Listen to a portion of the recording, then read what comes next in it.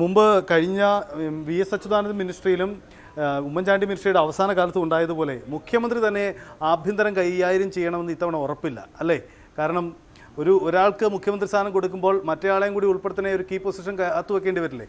അത് ഏറ്റവും പ്രധാനമാണ് സൈത്ത്. എന്നുവെച്ചാൽ ആഭ്യന്തരമന്ത്രി ആയിരുന്നു രമേശ് ചെന്നിത്തല. അപ്പോൾ രമേശ് ചെന്നിത്തല മുഖ്യമന്ത്രി ആയില്ലെങ്കിൽ രമേശ് ചെന്നിത്തലയ്ക്ക് ആഭ്യന്തരത്തിൽ കുറഞ്ഞൊരു വകുപ്പ് കൊടുക്കുക എന്ന് പറയുന്നത് പ്രയാസമാണ്. വി ഡി സതീശൻ പ്രതിപക്ഷ നേതാവായിരുന്ന ആളാണ്. ഈ മുഖ്യമന്ത്രി ആയില്ലെങ്കിൽ വി ഡി സതീശന് ധനവകുപ്പോ അല്ലെങ്കിൽ ആഭ്യന്തര വകുപ്പോ അങ്ങനെ ഏതെങ്കിലും ഒരു പ്രധാന വകുപ്പ് കൊടുക്കണം. എന്തായാലും രമേശ് ചെന്നിത്തലയും വി ഡി സതീശനെയും സ്വാഭാവികമായും കോൺഗ്രസിന് ഇപ്പോൾ ഇനി കെ സി വേണുഗോപാൽ മുഖ്യമന്ത്രി ആയാലും ഈ രണ്ടുപേരിൽ ഒരാൾ മുഖ്യമന്ത്രി ആയാലും കെ സി വേണുഗോപാൽ മുഖ്യമന്ത്രി ആയാലും ഈ രണ്ടുപേർ കൂടെയുണ്ട്. അതല്ല ഇതിൽ രണ്ടുപേരിൽ ഒരാളായാലും ഇവർ രണ്ടുപേരും എന്തായാലും മന്ത്രിസ്ഥാനത്തോ മുഖ്യമന്ത്രി സ്ഥാനത്തോ ഉണ്ട്. അല്ലെങ്കിൽ ഒരാൾ മാറിക്കണം, ഞാൻ പിണങ്ങി മാറി നിൽക്കണം, ഞാൻ വിലപേശി അല്ലെങ്കിൽ ഞാൻ മുഖ്യമന്ത്രി ആയില്ലെങ്കിൽ അതിന് കൂടുതൽ സാധ്യതയുള്ളത് സതീശന്റെ ഭാഗത്തു നിന്നാണ്. അത്ര ഒരു നിലപാടിനൊക്കെ സാധ്യതയുള്ളത്. മാറി നിന്നില്ല എങ്കിൽ സ്വാഭാവിക തീരുമാനമാണ് ഉണ്ടാകുന്നത്. സതീശൻ ഒരിക്കൽ മാറി നിന്നാണ് മന്ത്രിസ്ഥാനത്തേക്ക് ഹൈക്കമാൻഡ് അംഗീകരിച്ച് ഇട്ട ലിസ്റ്റിനകത്ത് സ്പീക്കർ സ്ഥാനത്തേക്ക് സതീശന്റെ പേരുണ്ടായിരുന്നത്. സതീശൻ പറ്റില്ല എന്ന് പറഞ്ഞ് മാറി നിൽക്കുകയും അവസാനം അത് ജി കാർത്തികേയനിലേക്ക് എത്തിച്ചേരുകയും ഒക്കെ ചെയ്ത കഥ 2011 കണ്ടാണ്. അന്നും സോണിയാഗാന്ധി അംഗീകരിച്ച പേരുണ്ടായിരുന്ന ഒരാളാണ് സതീശൻ. അന്ന് മന്ത്രിയാക്കിയില്ല എന്നതിന്റെ പേരിലാണ് സതീശൻ മാറിയുന്നത്. ഇത്തവണ അങ്ങനെ ചെയ്യുമോ ഇല്ലയോ എന്നൊന്നും നമുക്ക് തൽക്കാലം ഇപ്പോൾ പറയാനാവില്ല. മന്ത്രിമാരുടെ ബാക്കി സാധ്യതകളിലേക്ക് കൂടി നമുക്ക് പോയാൽ,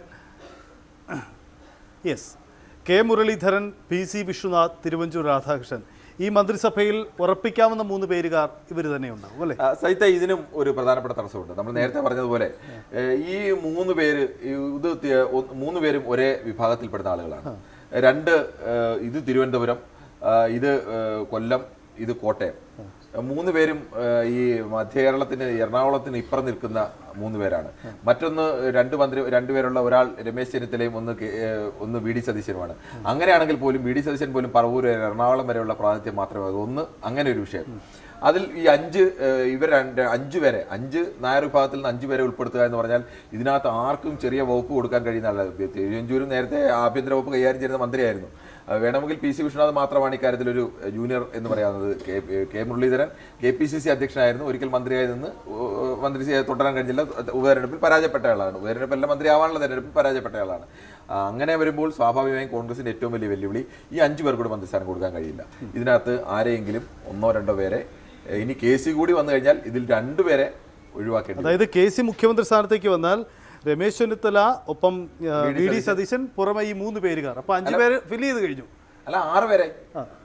KC, Ramesh Chennithala, V D Satheesan, K Muraleedharan, PC Vishwanath, Thiruvanchoor Radhakrishnan. 6 പേര് മുഖ്യമന്ത്രി ഉൾപ്പെടെയുള്ള 11 ഒഴിവിലേക്ക് 6 പേരെ കഴിയില്ല. അപ്പൊ ഒരു വിഭാഗത്തിൽ 6 പേര്. അപ്പോൾ അങ്ങനെ വിടുമെങ്കിൽ ഇതിൽ 2 പേർ വിട്ടിപ്പോകും. നമുക്ക് അടുത്ത ഒരു ഇതിലേക്ക് വന്നാൽ 100% ഉറപ്പായി മന്ത്രിയാവും എന്നുള്ള ഒരാളാണ് AP അനിൽകുമാർ. കാരണം AP അനിൽകുമാർ KCയുടെ വിശ്വസ്തൻ എന്ന് മാത്രമല്ല ഏത് തരത്തിലും പ്രത്യേകിച്ച് പട്ടികജാതി വിഭാഗത്തിൽ നിന്ന് വരുന്ന ഒരാളാണ്. 2 തവണ മന്ത്രിയായിട്ടുള്ളതാണ്. ഉമ്മൻചാണ്ടി ആന്റണി മാറി ഉമ്മൻചാണ്ടി ആവുമ്പോഴും കഴിഞ്ഞ ഉമ്മൻചാണ്ടി സർക്കാരിൽ പൂർണ്ണമായി ഇപ്പോൾ KCയുടെ ഏറ്റവും വിശ്വസ്തനായ ആൾ കൂടിയാണ്. എന്തായാലും അനിൽകുമാറെ മന്ത്രിസ്ഥാനത്ത് നിന്ന് മാറ്റാൻ സാധ്യതയില്ല. അനിൽകുമാർ വരുന്നതുകൊണ്ട് തന്നെ ഇപ്പോൾ രമ്യ ഹരിദാസോ VP സജീന്ദ്രനോ IC ബാലകൃഷ്ണൻ അടക്കമുള്ള പേരുകളൊന്നും പരിഗണിക്കപ്പെടാൻ സ്വാഭാവികമായും സാധ്യത കുറവാണ്. ഇനി ശക്തന്റെ സാധ്യതയിലേക്ക് പോകുമ്പോൾ നാടാർ വിഭാഗം എന്ന പരിഗണനയാണ് കൊടുക്കേണ്ടി വരിക. ശക്തന് നാടാർ വിഭാഗം എന്ന പരിഗണന മാത്രമല്ല, ശക്തൻ മുമ്പ് സ്പീക്കറായിരുന്നു. പ്രത്യേകിച്ച് ഈ തിരുവനന്തപുരത്ത് അന്ന് കൊടുത്തത് തിരുവനന്തപുരത്ത് വാമനപുരം പോലുള്ള മണ്ഡലങ്ങൾ, ഇവിടുത്തെ തിരുവനന്തപുരത്ത് 3-4 മണ്ഡലങ്ങളിൽ നാടാർ വോട്ടുകൾ പ്രധാനമാണ്. അവിടെയൊക്കെ വിജയിക്കാൻ കഴിഞ്ഞത് നെയ്യാറ്റിൻകരയും കോവളവും കാട്ടാക്കടയും ഒക്കെ നെയ്യാറ്റിൻകര, കോവളം, കാട്ടാക്കട ഇതെല്ലാം വിജയിക്കാൻ കഴിഞ്ഞതിൽ നാടാർ വോട്ടിന് ഒരു വലിയ പ്രാധാന്യമുണ്ട്. സീനിയർ നേതാവാണ്, പരിഗണിക്കപ്പെടാം, അല്ലെങ്കിൽ ചിലപ്പോൾ സ്പീക്കർ സ്ഥാനത്തേക്കും പരിഗണിക്കപ്പെടാം. ഇതിപ്പോ എല്ലാവരെയും കൂടി പരിഗണിച്ച് പരിഗണിക്കപ്പെടുന്ന പ്രധാനപ്പെട്ട പേരുകൾ. പക്ഷേ ഈ AP അനിൽകുമാറിന്റെ പേര് വെട്ടിപ്പോകില്ല എന്ന് ഉറപ്പിക്കാം. എന്ന് മാത്രമല്ല, ഒരു പ്രധാനപ്പെട്ട ഏറെക്കുറെ പ്രാധാന്യമുള്ള ഒരു വകുപ്പും അനിൽകുമാറിന്റെ കാത്തിരിപ്പുണ്ടാവും അല്ലെ? ടൂറിസം വകുപ്പൊക്കെ കൈകാര്യം ചെയ്ത ആളാണ്. ഏറ്റവും സീനിയറായ മന്ത്രിമാരിൽ 2 തവണ മന്ത്രിയായ ആളാണ്. 3-ാം തവണയാണ് അങ്ങനെയാണെങ്കിൽ മന്ത്രിയാവുന്നത്. സ്വാഭാവികമായും അങ്ങനെ ഒരു സാധ്യതയുണ്ട്. മറ്റെല്ലാവരും പുതുമുഖങ്ങളാണ് അല്ലെ? ആ പുതുമുഖ സാധ്യതയിൽ ഏറ്റവും പ്രാധാന്യം ലിജുവിന് നൽകിയാൽ ലിജുവും ബിന്ദുകൃഷ്ണയ്ക്ക് വനിതാ പ്രാതിനിധ്യം കിട്ടും അല്ലേ? ഇതിനും ഒരു പ്രധാനപ്പെട്ട വിഷയമുണ്ട്. സാധാരണഗതിയിൽ നേരത്തെയൊക്കെ നൽകിക്കൊണ്ടിരുന്നത് കോൺഗ്രസിന്റെ ഒരു ഇക്വേഷൻ വെച്ചാണെങ്കിൽ ഇവിടെ എല്ലാ പ്രാദേശിക പരിഗണന പ്ലസ് നമ്മൾ നേരത്തെ നായർ വിഭാഗത്തിൽ നിന്ന് ആളുകളെ കണ്ടപ്പോൾ ഇതെല്ലാം തിരുവനന്തപുരം കൊച്ചിക്ക് ഇപ്പുറത്തോട്ടേ ഉള്ളൂ. അവിടുന്ന് അങ്ങോട്ടുള്ള പരിഗണനയിൽ യഥാർത്ഥത്തിൽ കാര്യമായ ആളുകൾ വന്നിട്ടില്ല. ഈഴവ വിഭാഗത്തിൽ നിന്ന് പരിഗണിക്കാനാണെങ്കിൽ M ലിജു, ബിന്ദു കൃഷ്ണ, ഈ 2 പേർക്കാണ് ഏറെക്കുറെ മന്ത്രിസ്ഥാനം ഉറപ്പ് എന്ന് പറയാൻ കഴിയുന്നത്. അല്ല, ഈ ബിന്ദു കൃഷ്ണയ്ക്ക് വനിതാ പ്രാതിനിധ്യം എന്ന പരിഗണനയിൽ പെടാൻ സാധ്യതയുണ്ടോ, അതല്ല ഈഴവ പ്രാതിനിധ്യം എന്ന പരിഗണന? രണ്ടും കോൺഗ്രസ് പെടുത്തുമ്പോൾ എപ്പോഴും അങ്ങനെയാണല്ലോ പെടുത്തുന്നത്. ഇപ്പോൾ ഈഴവ പ്രാതിനിധ്യം അല്ലെങ്കിൽ വനിതാ പ്രാതിനിധ്യം കൂടി കിട്ടുകയാണെങ്കിൽ ഈ രണ്ട് പേര് സുമേഷ് അച്യുതനും കെ ജയന്തിനെ നമുക്ക് പറയേണ്ടി വരുന്ന സാഹചര്യം ഈ രണ്ടുപേരും 3 പേർക്കെങ്കിലും കുറഞ്ഞത് കൊടുക്കേണ്ടി വരും. കാരണം കേരളത്തിലെ ഒരു ഹിന്ദു വിഭാഗത്തിൽ നായർ വിഭാഗത്തിൽ നിന്ന് 5 പേരോ 6 പേരോ മുഖ്യമന്ത്രി അടക്കം 4 പേരോ അല്ലെങ്കിൽ 5 പേര് വരുന്നു, അല്ലെങ്കിൽ 4 പേര് വരുന്നു.